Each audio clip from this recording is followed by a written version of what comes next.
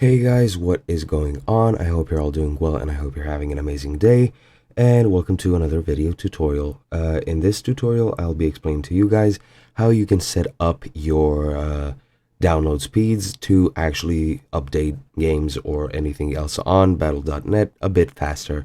So let's get right into it. As you can see, I'm logged into my account on the client, and what I want to do to actually set up the speeds to be a little bit different or a little bit faster is to go into the settings. Now, as you can see in the top left, there's the Battle.net logo, which enters the Battle.net menu. Just click on that and this menu should pop up. As you can see, the first tab is settings, so let's just enter that real quick. When you do, you'll have the settings tab where you have all the settings imaginable for Battle.net, both with the about section, the beta, which is the latest version, which they didn't officially release, which might in which you might run into a few bugs or issues. You have notifications, voice chat, friends in chat, blah blah blah.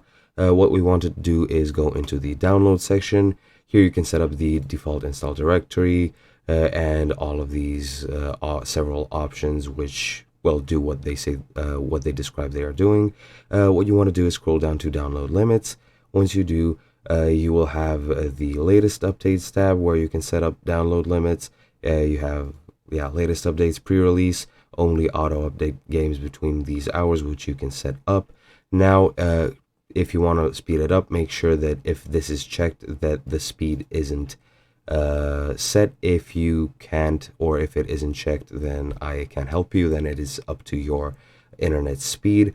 However, if it is checked, just turn it off, and then your download speeds will be uncapped, and you should download at your maximum possible download speed.